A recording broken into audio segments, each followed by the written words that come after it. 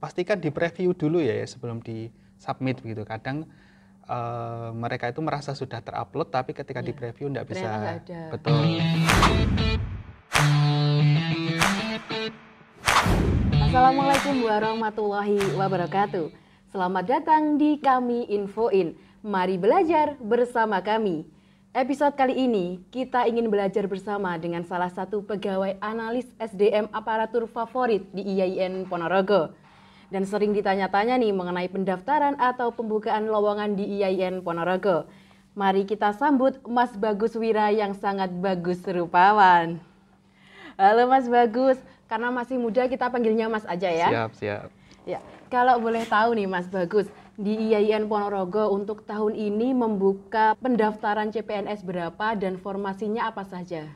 Oke, kalau di IAIN Ponorogo kami satu instansi ya dengan Kementerian Agama. Alhamdulillah kalau di IAIN Ponorogo pada tahun ini membuka formasi yang cukup banyak boleh dibilang karena kami memiliki 18 formasi dosen nantinya yang dibuka, terus kemudian untuk yang non dosen ada 11 begitu. Nah, nanti untuk yang 18 formasi dosen itu semuanya kualifikasinya S2. Jadi formasinya adalah asisten ahli begitu. Terus kemudian untuk yang non dosen kita buka sesuai dengan program nasional, yaitu bagaimana kita menjaring para talenta digital dan juga penguatan intern pemerintah, yaitu sebagian besar mereka adalah formasi auditor dan ada juga formasi yang digital talent seperti Pranata Humas, Pranata Komputer, ada juga statisti sama analis hukum seperti itu. Iya, lalu untuk dosen sendiri, untuk tahun ini di IAIN Ponorogo apakah hanya untuk yang S2 atau ada juga yang untuk doktor, Mas? Ya, untuk di Kementerian Agama sebenarnya ada yang S2, ada juga yang S3, tetapi untuk khusus di IAIN Ponorogo kami hanya membuka untuk yang S2. Jadi untuk yang program doktor yang S3 biasanya itu kan ke lektor ya, nanti itu IAIN Ponorogo kebetulan tidak mendapat formasi tersebut. Jadi semuanya full S2. S2, ya. Semuanya full untuk pendaftaran S2. Betul. Untuk yang sedang ramai saat ini nih Mas, mengenai materai untuk pendaftaran CPNS itu bagaimana sih sebenarnya? Ya, kebetulan begini ya, kemarin mungkin di instansi lain ketika pas waktu deadline tanggal 6 kemarin itu kan rame ya, ketika e-materi tidak bisa diakses, tidak bisa dibubuhkan. Nah, berdasarkan dengan edaran BKN kemarin, alhamdulillah kan sekarang sudah bisa menggunakan materi tempel begitu. Sehingga sebenarnya silahkan mau pakai materi tempel boleh, pakai e-materi boleh seperti itu. Memang kendalanya kemarin itu kan karena membludaknya pendaftar betul, sehingga sistem mungkin crowded sehingga menyebabkan kesulitan dalam membeli ataupun membubuhkan e-materi.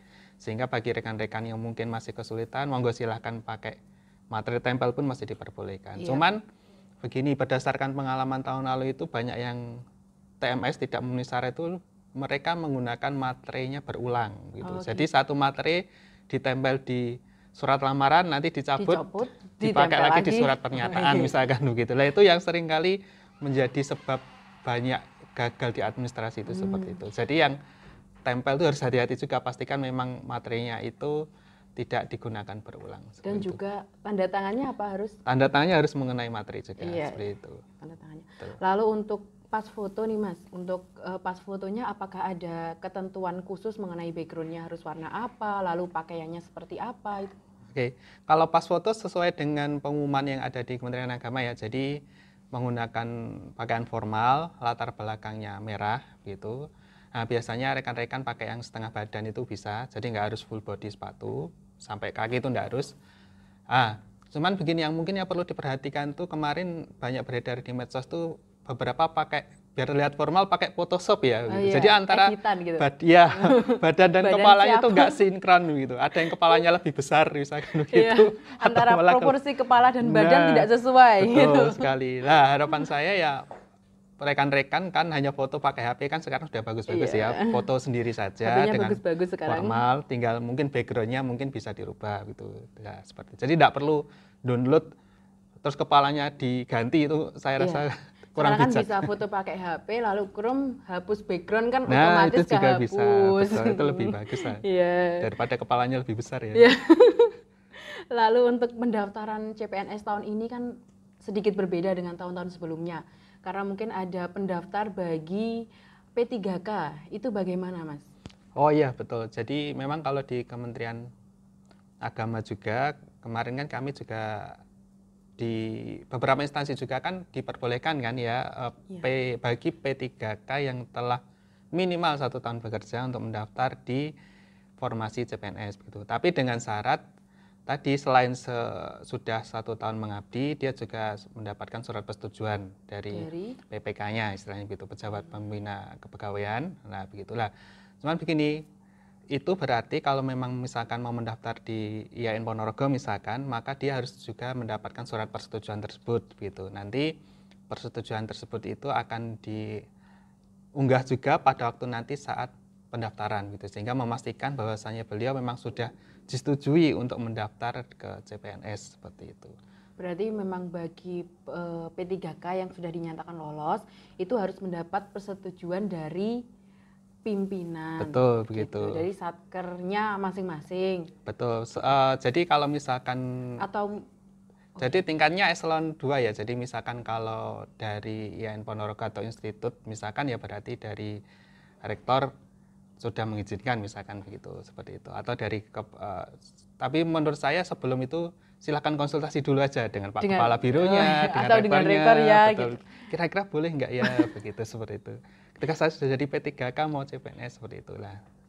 Lalu berarti kan itu ada kolom untuk upload berkas perizinan dari pimpinan. Itu kan bagi pendaftar P3K.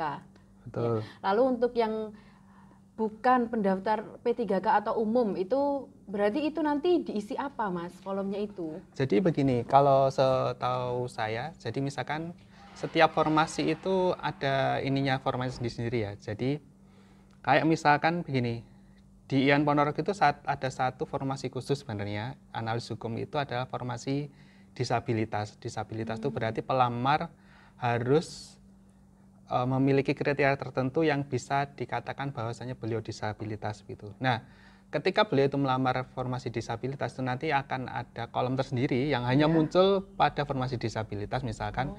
Itu misalkan surat keterangan dari dokter dan itu menyatakan memang beliau itu disabilitas misalkan begitu. Nah, untuk yang pelamar P3K ini kami masih konfirmasi juga apakah nanti ada kolom tersendiri atau itu nanti dijadikan satu dengan satu kolom dengan surat lamaran gitu. Jadi kayak ada lampirannya sebagai itu. Itu yang masih kami konfirmasi gitu. Karena memang biasanya setiap formasi itu ada formatnya bisa jadi beda di SSC AS-nya gitu. Ya. Mungkin gini, Mas, ada yang ingin coba-coba daftar di IAIN Ponorogo gitu. Siapa tahu nanti keterima gitu. Betul. Lalu mungkin setelah diterima di sini pengen pindah gitu, kira-kira gimana, Mas? Kalau di IAIN Ponorogo boleh apa enggak? Nah ini jawaban yang susah. Bukan susah sebenarnya. Tapi ketika di dalam surat lamaran itu kan salah satu syarat pernyataannya adalah bersedia untuk tidak mengajukan pindah ya selama 10 tahun begitu. Artinya minimal ya 10 tahun mengabdi di IAIN Ponorogo. Tetapi sebenarnya kalau menurut saya tidak sampai 10 tahun itu mereka akan merasakan nyaman di sini begitu, insya Allah begitu. Karena IAIN Ponorogo sendiri lingkungan di institut juga sangat mendukung, orangnya ramah-ramah seperti Mbak Anissa ini seperti itu. Terus juga kemudian makanannya enak-enak juga gitu. Seperti itu. Terus kalau mau hiburan seni budaya sangat banyak. Kalau mau hiburan alam misalkan ada banyak telaga, ada telaga Sarangan yang ada di Magetan, ada telaga Ngepul sebagainya. Sehingga mungkin awal-awal akan berpikir waduh saya pengen pindah, tetapi sebelum 10 tahun insya Allah orang akan berpikir wah ternyata nyaman juga ya di IAIN Ponorogo. Betul. Apalagi kami akan berubah menjadi universitas gitu, wah pasti itu nanti akan menjadi kebanggaan sendiri bergabung dengan kami. Akan berbeda ketika menjadi Universitas Islam Negeri Ponorogo gitu. Lalu untuk mengenai tadi surat lamarannya itu ditujukan kemana, Mas? Kalau mau pengennya daftar ke IAIN Ponorogo itu. Oke, karena kami IAIN Ponorogo itu bagian dari Kementerian Agama, maka ditujukannya tetap sama dengan yang ada di format lampiran itu kepada Menteri Agama seperti itu.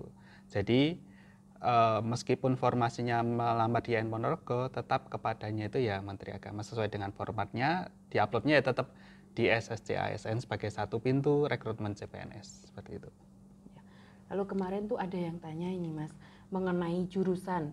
Jadi gini, di formasi ketentuannya itu jurusannya itu lulusan psikologi atau psikologi Islam. Lalu dia itu jurusannya psikologi pendidikan Islam. Itu bagaimana Mas? Oke, kalau terkait formasi ya, terkait dengan persyaratan program studi atau jurusan. Nah, jadi kalau boleh saran sebenarnya daftarlah yang sesuai dengan nama nomenklaturnya seperti itu. Kalau misalkan psikologi ya daftar formasi-formasi yang mensyaratkan psikologi.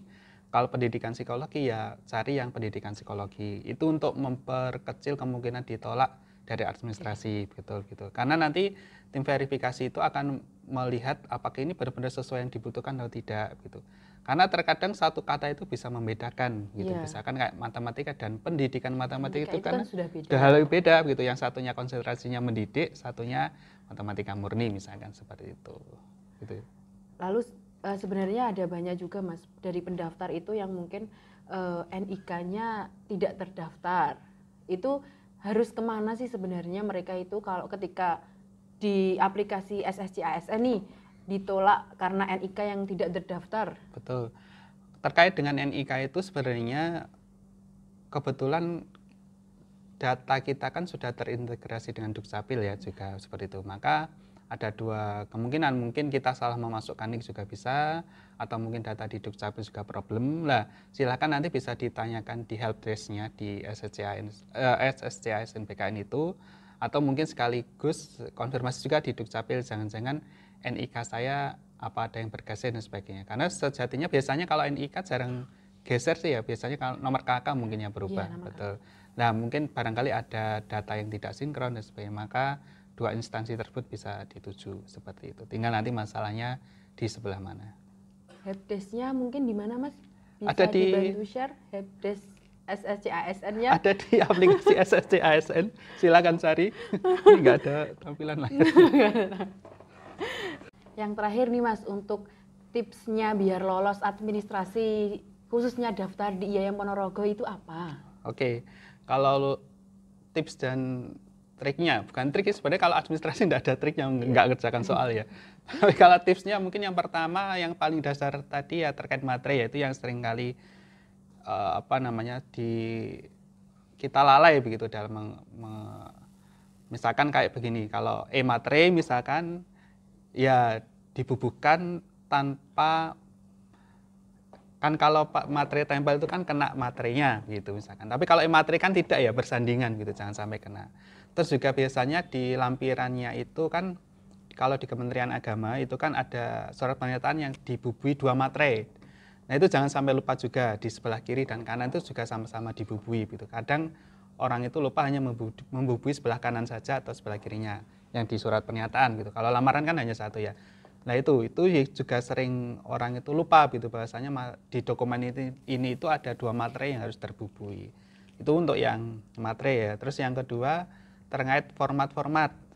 Nah beberapa pelamar itu nampaknya ketika mengupload atau mengisi kayak surat pernyataan itu kadang menggunakan surat pernyataan yang tahun lalu seperti itu. Nah, padahal itu surat pernyataan itu bisa jadi berbeda tiap tahun ya, tergantung apa dari kementerian dan instansinya masing-masing. Nah, saran saya tetap mengacunya format-format itu, entah itu format lamaran, entah itu format terkait surat pernyataan, itu download yang terbaru saja begitu. Jadi jangan pakai yang lama, itu nanti akan berbeda poinnya begitu. Jadi misalkan kayak Kementerian Agama sekarang kan poinnya ada 8 gitu, jadi lebih banyak seperti itu. Itu untuk yang hal-hal dasar ya. Terus kemudian terkait tadi program studi jurusan, nah, lamarlah sesuai dengan apa yang tertera nomenklatur atau namanya yang ada di dalam formasi tersebut. Terus kemudian pastikan juga terkait file ini yang biasanya itu adalah terkait besaran filenya, dan pastikan di preview dulu ya sebelum di submit begitu. Kadang mereka itu merasa sudah terupload tapi ketika di preview tidak bisa. Betul. Dan perlu saya ingatkan bahwasanya tidak ada yang namanya itu perbaikan dokumen nantinya gitu. Misalkan nanti ditolak karena dokumen tidak terunggah, lah kita itu tidak bisa menyusulkan. Nah, ini yang menjadi persoalan juga. Jadi pastikan sebelum submit di preview semua data-datanya sudah oke, seperti itu. Terus kemudian ketika untuk administrasi ini yang paling penting juga adalah jangan sampai mengulang kesalahan yang misalkan kemarin itu adalah mepet waktunya begitu. Nah, itu sangat crowded ya. Misalkan kalau Kementerian Agama tanggal 14 ya usahakan sebelumnya begitu. Karena kalau Bapak Ibu itu atau rekan-rekan itu menguploadnya pas hari terakhir, itu bisa jadi sangat crowded. Dokumen sudah oke, semua lengkap, hanya tinggal submit saja. Kadang itu juga sangat antriannya bisa banyak banget dan itu akan menyebabkan ketika kita tidak bisa submit padahal hanya tinggal submit gitu. Jadi saran saya siapkan sebelum hari H gitu, bisa 2 hari atau 3 hari setelahnya. Kalau sudah oke silakan disubmit. Mungkin itu yang bisa saya sampaikan sih terkait dengan saran untuk yang administrasi yang ingin daftar yang biar ingin supaya lolos Betul administrasi sekali, CPNS. Jadi kalau kalian berminat daftar CPNS di IAIN Ponorogo, jangan lupa follow akun sosial media kami untuk mengetahui informasi terbaru mengenai pendaftaran calon pegawai negeri sipil. Terima kasih Mas Bagus atas ilmu yang telah dibagi. Saya rasa sangat bermanfaat bagi rekan-rekan yang ingin daftar khususnya di IAIN Ponorogo. Sampai jumpa di lain waktu. Siap. Wassalamualaikum warahmatullahi wabarakatuh. Waalaikumsalam warahmatullahi wabarakatuh.